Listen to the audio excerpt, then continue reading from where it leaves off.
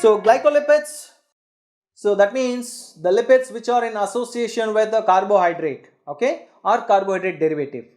Okay, the lipids which are in association with the carbohydrate or carbohydrate derivative. So what are the composition of glycolipids? They contain fatty acid, they contain higher alcohol, that is sphingosine, and a carbohydrate. So examples what you can give for glycolipids: cerebrosides and gangliosides. Okay, cerebrosides, which again they contain a sugar, usually galactose. Okay, cerebrosides, what the predominant carbohydrate they do have? Galactose.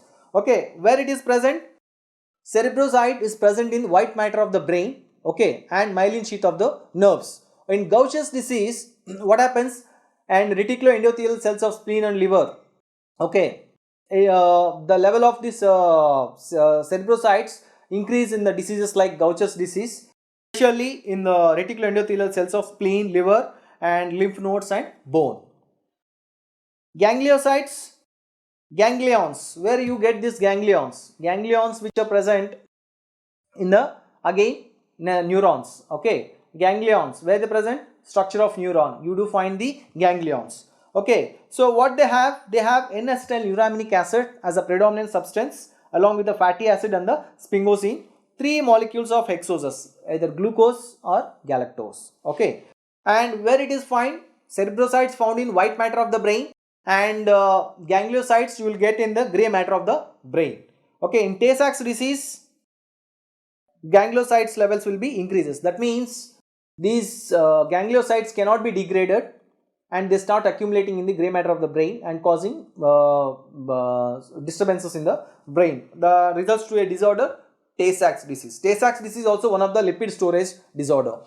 So coming to lipoproteins, there are different types of lipoproteins. Okay, 4 types are there. Chylomicron is there. So just now we have discussed in transportation of triacylglycerol, endogenous triacylglycerol transportation, exogenous triacylglycerol transportation. Exogenous means from outside through food we are taking triacylglycerols which are supposed to be transported from intestine to liver. Okay, so they require lipoprotein, one lipoprotein, that is chylomicron. Okay, and very low density lipoprotein. Liver is also capable of synthesizing triacylglycerols. Okay, and these triacylglycerols are supposed to be cleared from liver to other parts. Okay, and that transport activity taken over by very low density lipoproteins. Similarly, low density lipoproteins. So low density lipoproteins are the lipoproteins which transport cholesterol from liver to extrahepatic tissues. And coming to high density lipoprotein, the role is quite reverse. LDL transporting cholesterol from liver to other parts, okay, other extrahepatic tissues.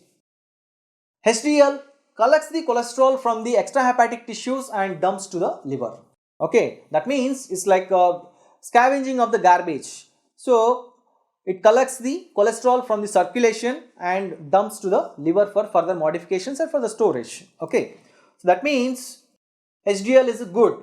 Okay, so if it is collecting the cholesterol from the circulation, especially in the arteries of the heart, so there is no atherosclerosis. Okay, that means any blockage in the arteries of the heart leads to angina pectoris, okay, or atherosclerosis. So if there is no cholesterol blockage in the heart, there is no angina pectoris or there is no atherosclerosis. Steroids found in association with lipids, so they are having a special ring like steroid hormones, like what is that steroid? Specially to say steroid, that is cholesterol. Okay, steroid, the main steroid ring that present in the this complex lipid, that is, okay, cyclopentanoperhydrophenanthrene ring. Okay, cyclopentanoperhydrophenanthrene ring. I will draw the structure. You see here.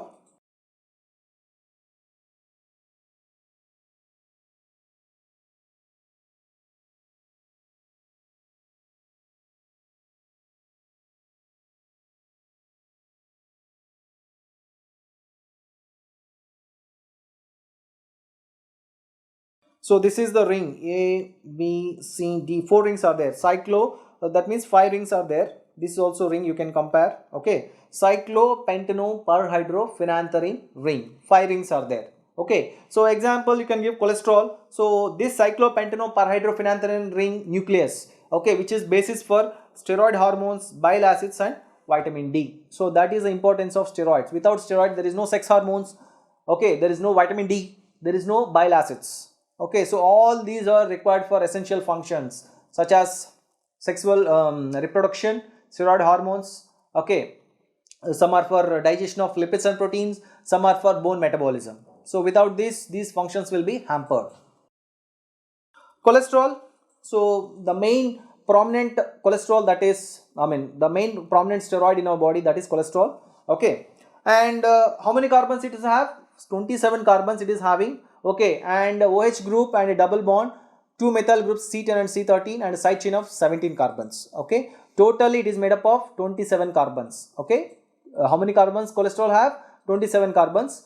So it serves as a precursor for various compounds. That's what I was said. Okay, from cholesterol you will get sex hormones, okay, adrenal hormones, and vitamins such as vitamin D and bile acids. Okay, all these are coming from the cholesterol. Without cholesterol, so that's why don't think cholesterol is bad. Cholesterol is good. Though you are not taking cholesterol in the diet, our body can able to synthesize cholesterol to meet up these normal functions. Okay, without cholesterol there is no functions such as sexual reproduction and bone metabolism and emulsification process. Okay.